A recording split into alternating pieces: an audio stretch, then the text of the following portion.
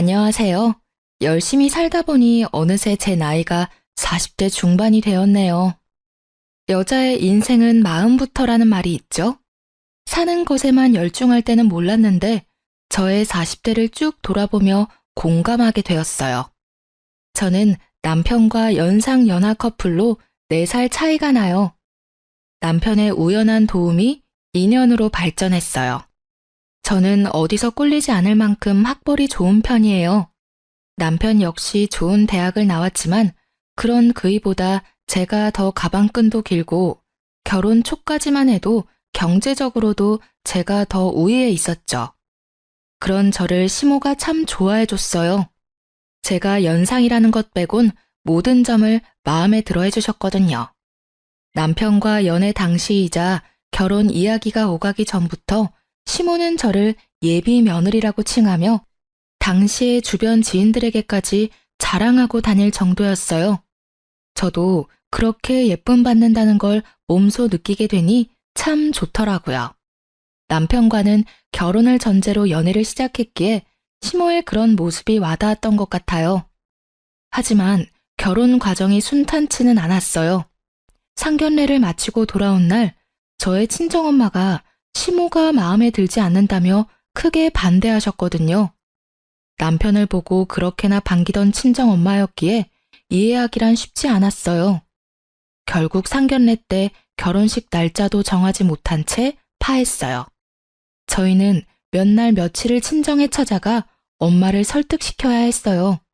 상견례 때 시모가 모나게 행동한 적은 단 한 번도 없었음에도 반대하는 이유가 뭐냐고 물었지만 엄마는 입을 떼지 않았어요. 하지만 자식이기는 부모 없다는 말이 딱 맞는지 저와 남편의 노력 덕에 꼬박 2달 만에 친정엄마가 마음을 열어 결혼 승낙을 받게 되었어요. 그때까지만 해도 저는 친정엄마가 결혼을 반대한 이유가 딸 시집 보내는 부모 마음이 다 그런가 보다 여겼죠. 그렇게 저와 남편은 상견례 후 10개월 만에 결혼식을 올릴 수 있었어요. 그런데 예식을 올리는 날까지 친정엄마는 뭐가 그리 불안한지 제게 걱정이 가득한 얼굴을 한 채 당부했어요. 우리 딸, 이렇게 보니 곱디 곱네? 딸, 결혼에 그 집안 식구가 됐다고 해도 네 성격을 죽여가며 모든 비위를 맞출 필요는 없어. 엄마 말 무슨 뜻인지 알지? 엄마도 참, 이렇게 기쁜 날 뭐가 그리 걱정이야. 내가 어디 가서 내 생각도 말 못하는 팔푼이야? 엄마 아빠가 잘 키워주신 덕에 나 어디서든 당당하게 살았고 앞으로도 그럴 테니까 그런 걱정하지 마. 알겠죠? 그래, 우리 딸 늘 당당한 모습이 예쁜 아이지. 엄마는 딸 믿어. 숨김없이 네 모습 그대로 사랑받으며 살아. 사돈댁에도 언제나 네 의사 분명히 밝히고 또 존중받으면서 말이야. 엄마, 사랑받고 자란 아이는 사랑을 주는 방법을 알고 있대. 나 엄마 아빠한테 받은 사랑 늘 마음에 간직하고 있으니까 새로운 가족들에게 이 사랑 나누면서 행복하게 살게. 우리 딸 언제 이렇게 컸어? 그렇게 이야기해주니까 엄마 마음이 놓인다. 고마워, 딸. 저희 부부는 많은 축복을 받으며 예식을 마쳤고 그 후 우리 부부의 생활은 그저 순탄했어요. 친정엄마의 염려와는 달리 시댁과 여전히 사이도 좋았고요. 결혼 3년 후쯤 되었을 무렵 시부모님께서 이따금 손주를 보고 싶어하는 뉘앙스를 풍기셨고 정말 신기하게도 그 해가 다 지나기 전에 제가 딱 임신을 하게 되었어요. 시부모님은 제게 매번 예쁜 집만 골라 한다며 저를 얼싸안고 좋아하셨죠. 반면 제 임신 소식을 들은 친정엄마는 만감이 교차한 듯 보였어요. 말은 축하한다고 하지만 표정이 마냥 밝지는 않았거든요. 저는 그저 당신의 딸이 한 아이의 엄마가 된다는 것에 대해 여러 감정이 들어 마음이 저릿한 것이라 여기며 넘겼어요. 언제나 걱정이 앞서는 분이라는 걸 너무도 잘 알았으니까요. 저는 임신 중에도 일을 쉬지 않았어요.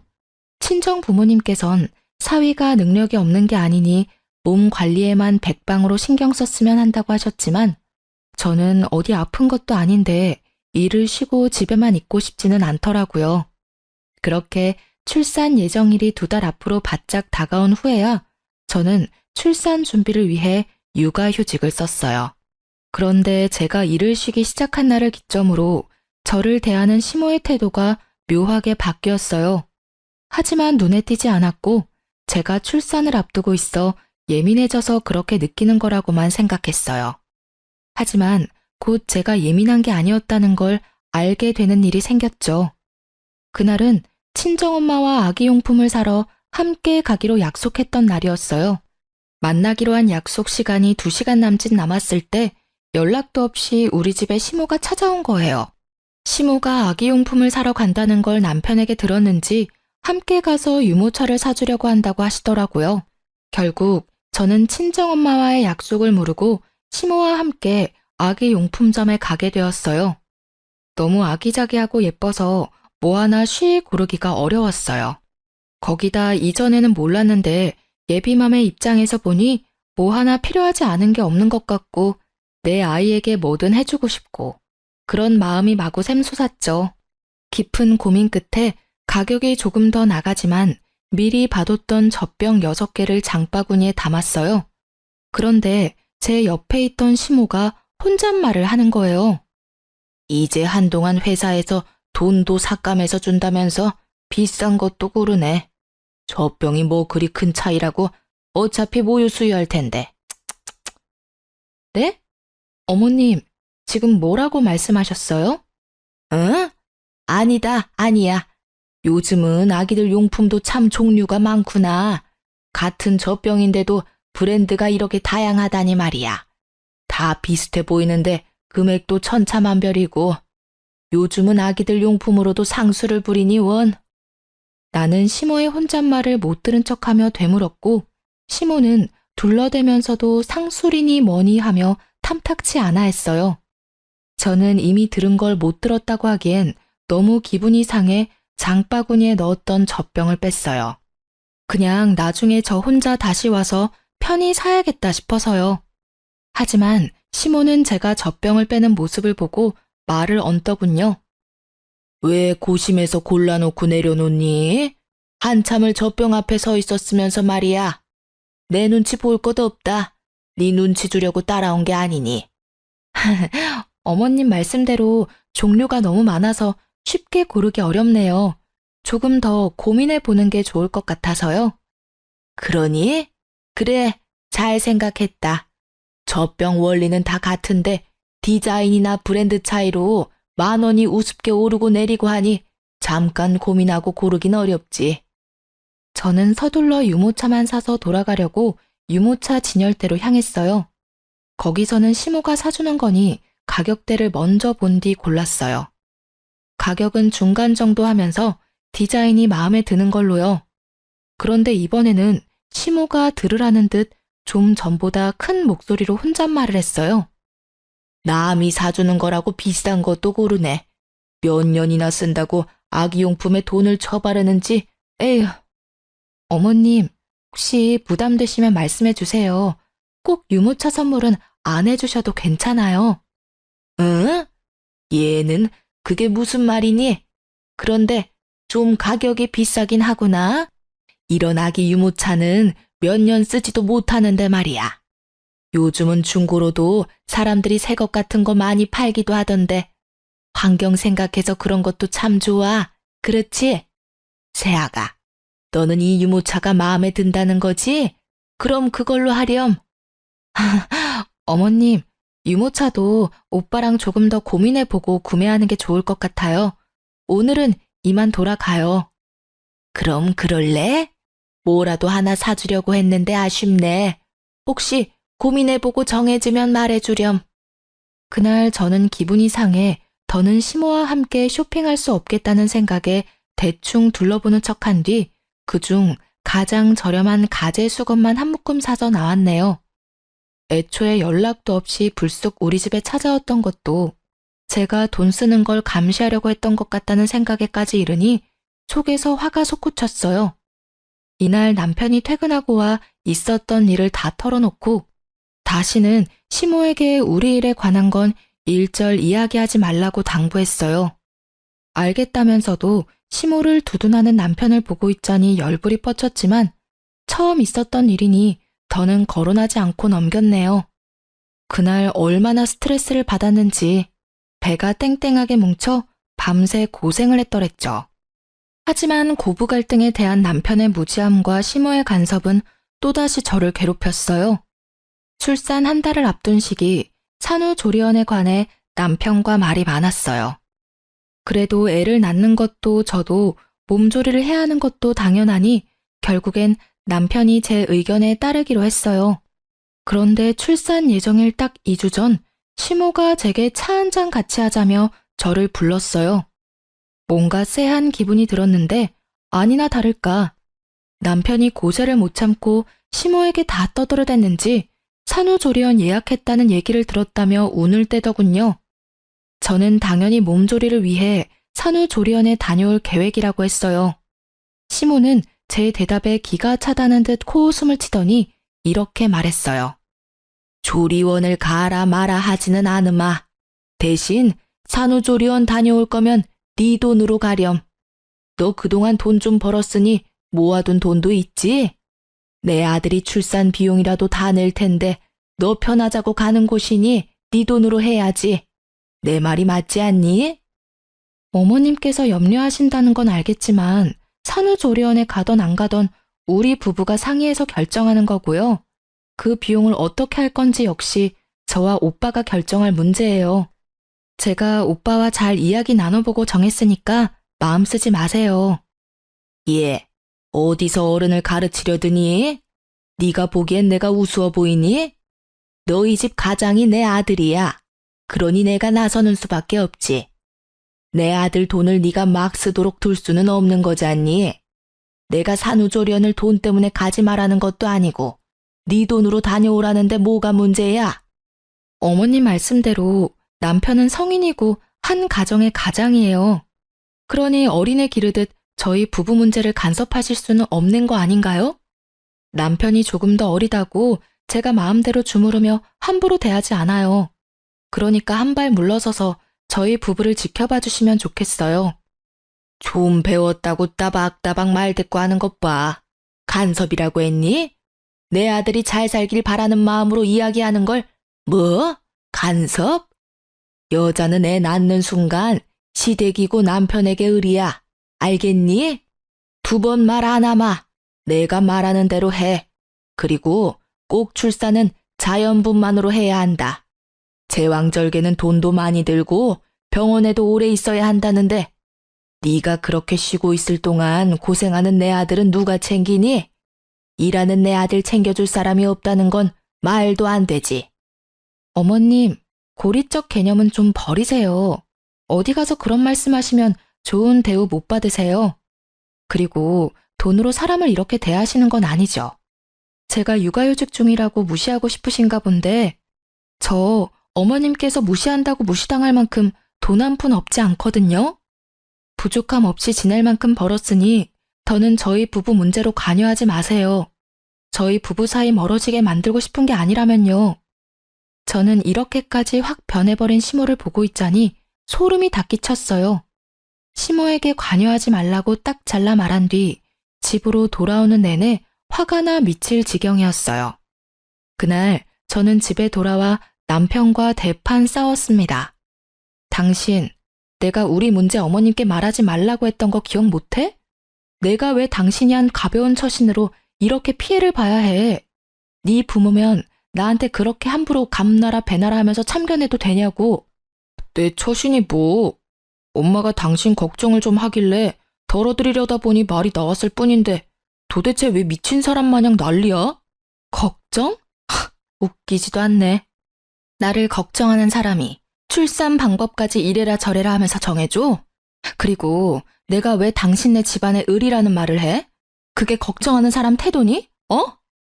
당신네 엄마가 나를 기만하는 건 이번이 끝이야.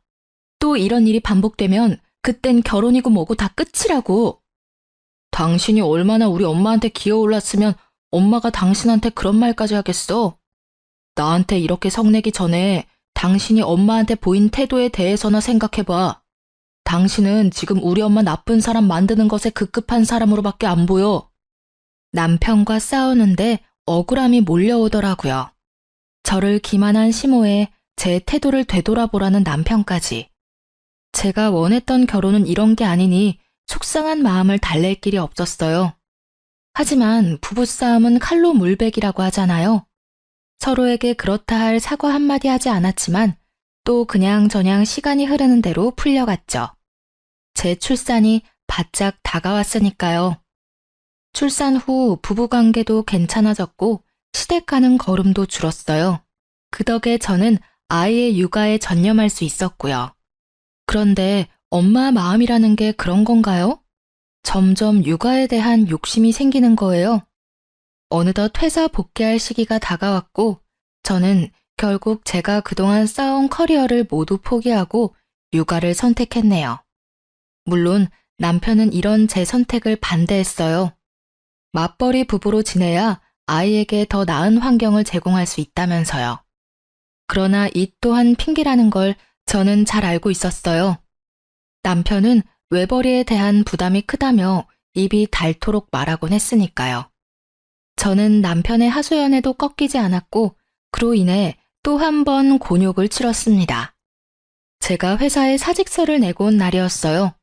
남편은 또 시댁에 가 푸념이라도 했는지 시모가 또다시 들이닥쳤어요. 너 회사에 사직서 내고 왔다면서? 이것은 모조리 아니야? 내 아들을 말려 죽일 작정이니? 요즘 시대에 외벌이가 웬 말이야? 사직서 처리하기 전에 당장 가서 무르고 와, 어서. 제가 하다하다 회사 그만두는 것까지 어머님 허락을 받아야 하나요?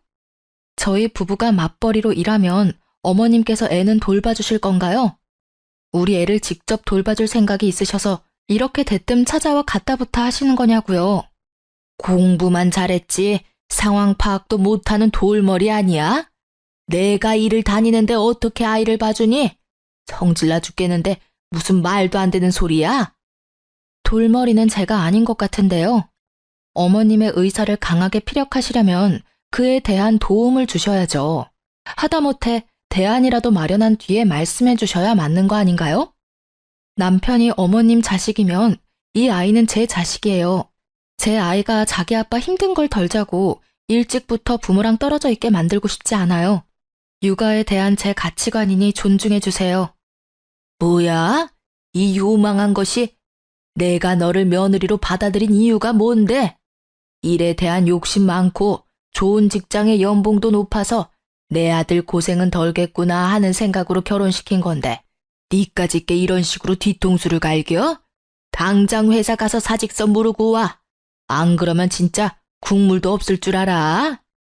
저는 무례하게 구는 시모에게 더는 이 일에 대해 언급하지 말라 단호하게 제 의사를 밝혔어요. 시모는 그런 제게 지금 저의 선택을 후회하게 해주겠다며 집을 다 뒤집어 엎고는 돌아갔죠. 그리고 실로 그날 이후 시모는 저를 쥐뿔도 없는 사람이라며 괄시했어요. 그런 대우를 감내하느니 마주하지 말자 싶더라고요. 그래서 시댁에 일절 가지 않았는데 시모가 우리 집에 찾아와 그렇게 저를 괴롭혔어요. 감시라도 하듯이 저녁마다 와서는 남편의 식사에 신경을 하나도 안 쓴다는 둥, 애 핑계로 집에서 놀면서 집안 꼴이 개판이라는 둥, 심지어는 아이를 잠깐 남편에게 맡기고 샤워하는 것까지 남편을 과로로 죽일 계집애라며 막말까지 해댔죠. 심으로 인해 뒤늦게 우울증이 와 매일 밤을 눈물로 지새우며 그렇게 장장 3년이라는 기간 동안 미움을 받으며 지냈네요. 그러다 문득 거울에 비친 피폐한 저의 모습이 눈에 들어왔고 그 순간 뇌리에 스치는 생각은 무엇이 됐든 더는 참지 말자였어요. 2달 뒤 저는 동네 변두리에 크지 않게 옷가게를 차렸어요. 사업이긴 해도 동네에서 오프라인으로 운영하는 거였고 마침 아이가 5살이 되어 유치원에 가기 시작해서 충분히 육아와 병행하며 일할 수 있을 것 같았거든요. 하지만 제가 경제 활동을 시작했어도 시모는 여전히 저를 못살게 굴었어요. 제가 옷가게를 차렸다는 걸 알고는 가게까지 찾아와 제게 삿대질까지 해대며 언성을 높였어요. 정말 간도 크네. 어떻게 사업할 생각을 하니? 이거 다 네가 빼놓은 비상금으로 차린 거라며? 어떻게 이 정도로 영악하고 못돼 먹었는지. 이렇게 사고 칠 돈 있었으면 내 아들 내조나 잘할 것이지. 회사에 들어가랄 땐 죽어도 싫다고 버티더니 버튼 곳에 돈까지 버리고 이게 다 뭐 하는 짓이야? 저도 더는 지겨워서 어머님과 이 말 저 말 하고 싶지 않네요. 제가 남편에게 사업하겠다고 자금을 주라고 했나요? 아니면 이 사업한다고 우리가 빚쟁이라도 됐나요? 도대체 왜 제가 하는 일마다 사사건건 참견질을 해대시는 거예요? 제가 뭘 하든 제 선택이고 제 인생이라고요. 내가 참견까지 하게 만드는 건 다 네 행실 때문이잖니. 어느 정도 미련스럽게 처신을 해야 내가 잠자코 있지. 이건 뭐 내 아들 고생시키겠다고 말하는 것과 뭐가 달라? 그리고 잘난 며느리 들어왔다고 그렇게 자랑을 해대는데 이따위 구질구질한 가게를 차렸으니 내가 어떻게 얼굴을 들고 다니냔 말이야. 어머님, 정말 해도 해도 너무하시네요. 막말로 제가 친구분께 저를 자랑해달라고 했나요?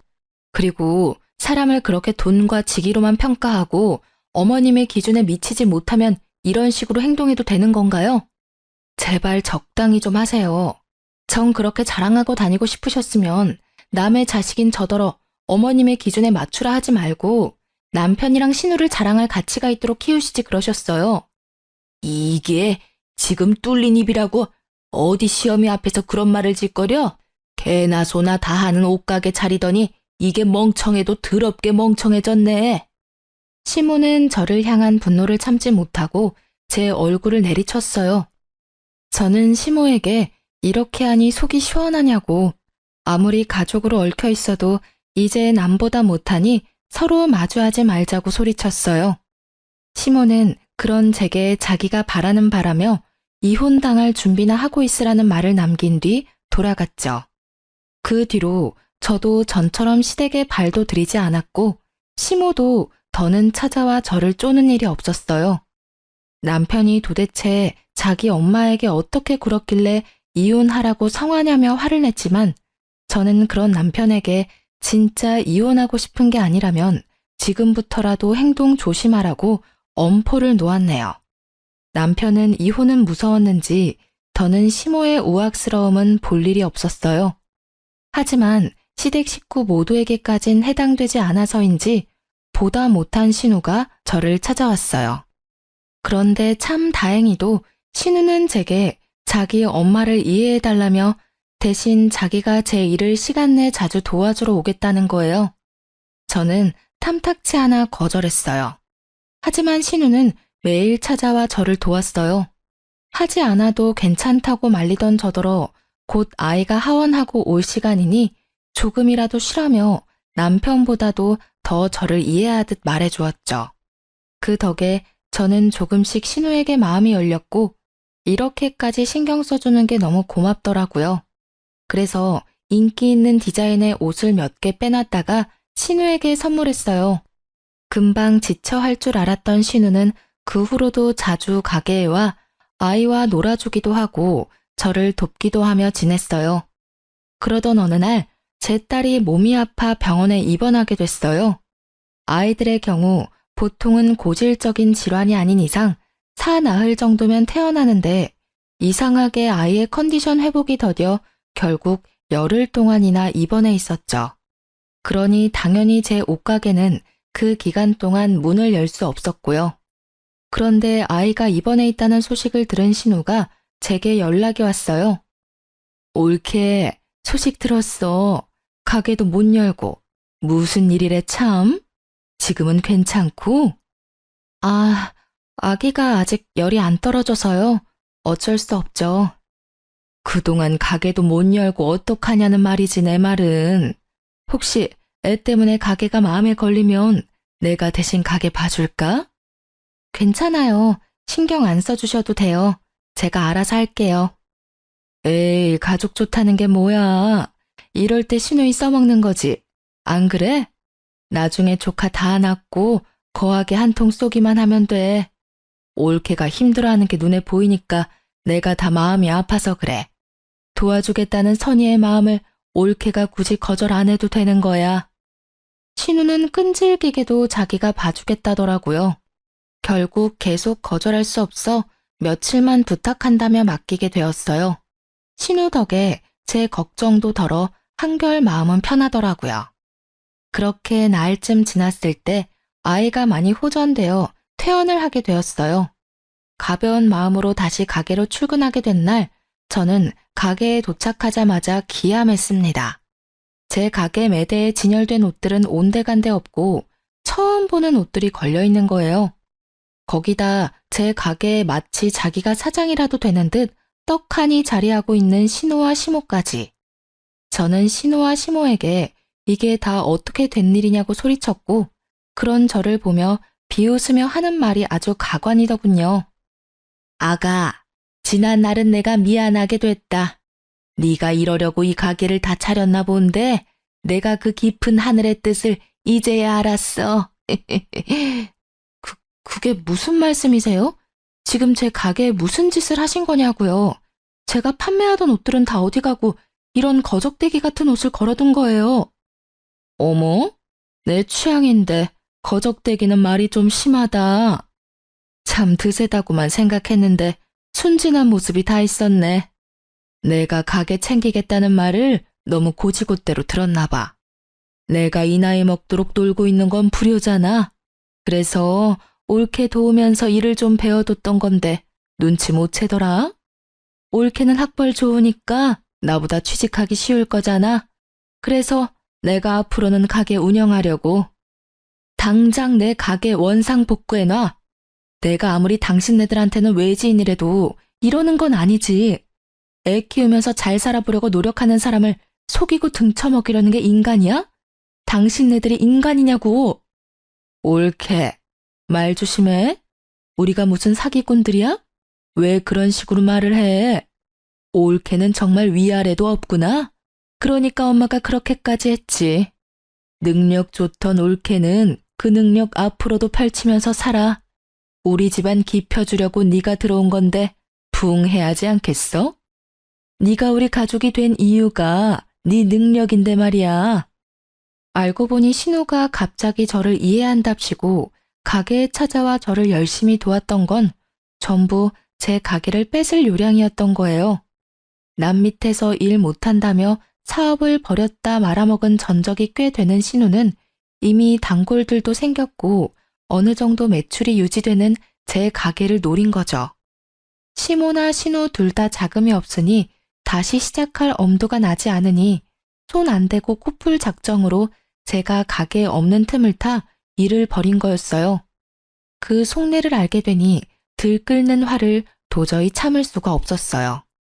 저는 시모와 신우를 제 가게에서 끌어내고 곧장 문을 걸어 잠궜습니다.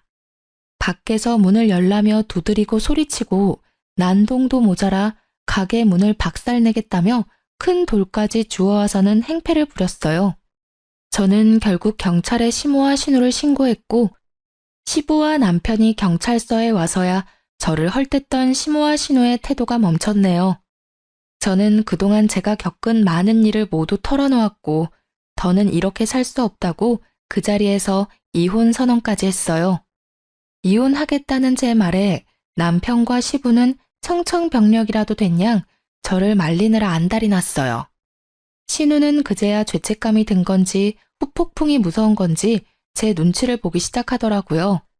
하지만 시모는 이런 상황에도 아랑곳하지 않았어요. 아니, 콧대 높은 척을 하고 싶었는지 저를 노려보기까지 하더군요. 결국 그런 시모의 태도는 시부의 심기를 건드렸고 시부는 시모에게 고래고래 소리쳤어요. 당신 어서 사과해. 당장. 어영부영 넘길 생각 추호도 하지 마. 알겠어? 어떻게 부모가 자식 가정을 깨는 만행을 저질러? 며느리가 기분이 풀릴 때까지 무릎이라도 꿇고 싹싹 빌란 말이야.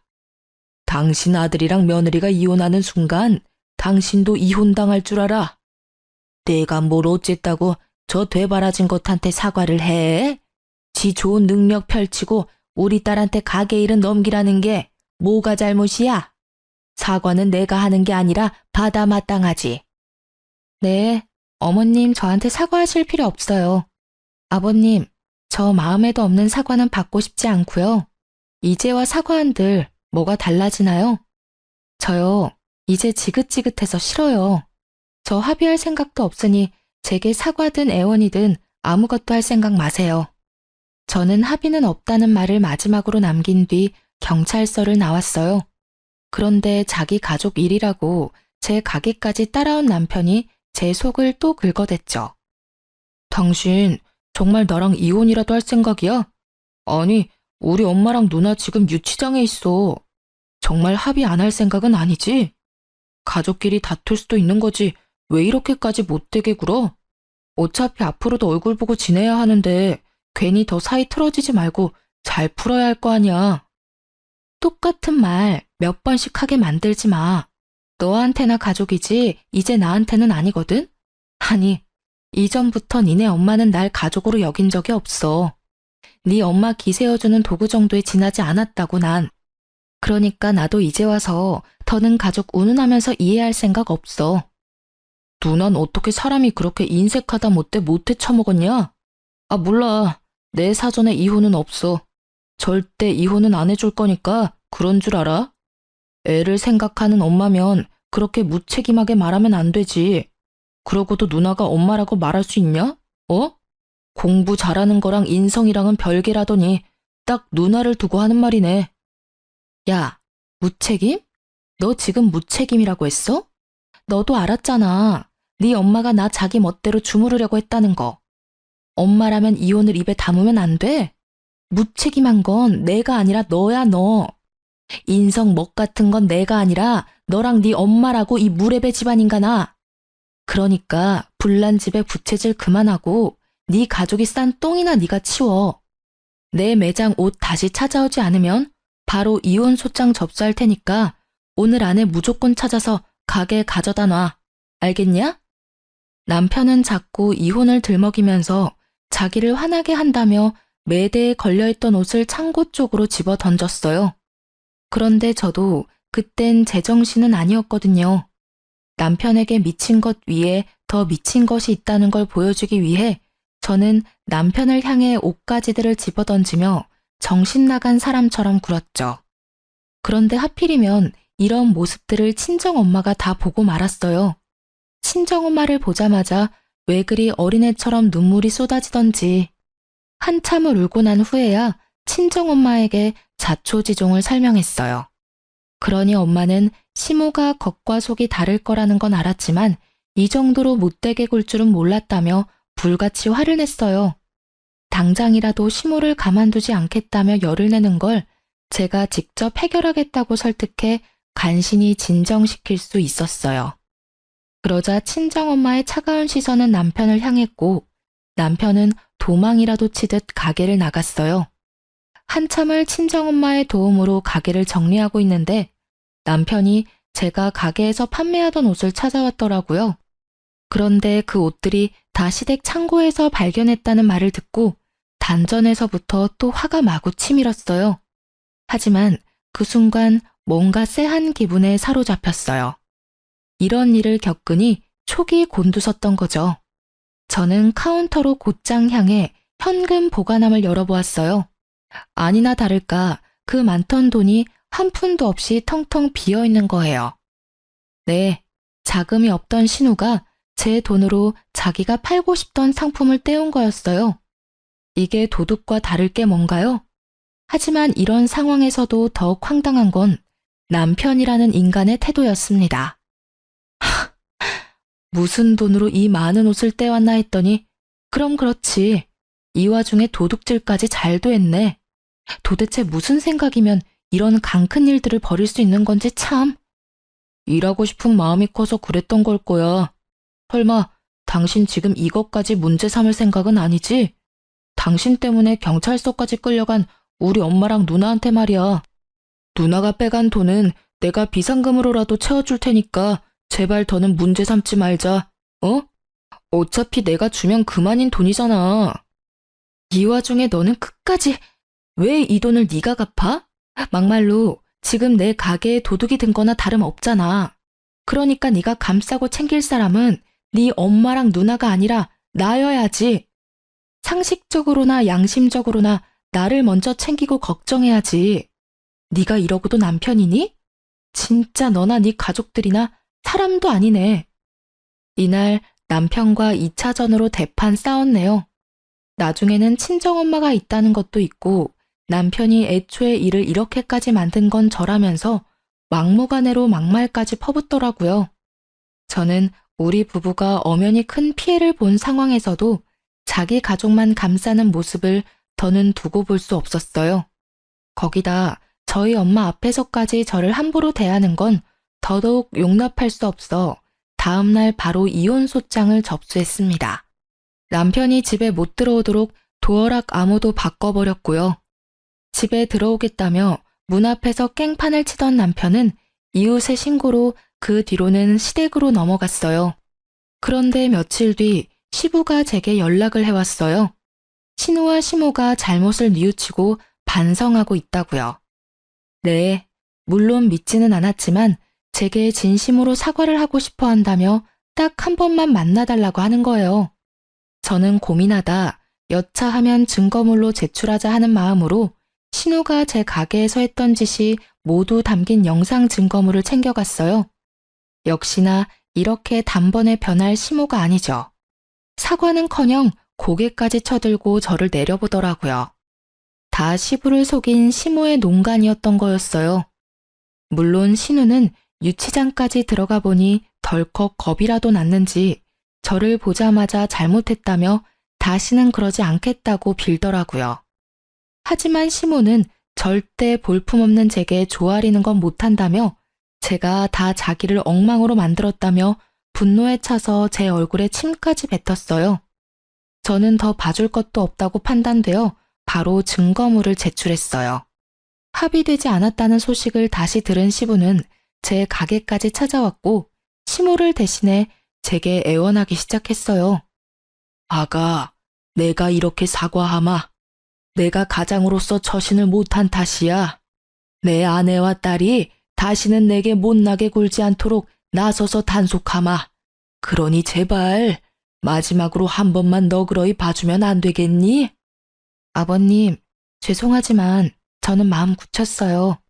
아버님 연락받고 기대하지 않았지만 혹시나 하는 마음으로 형님과 어머님을 만났고 여전히 어머님께서는 저를 미워하고 계셨어요.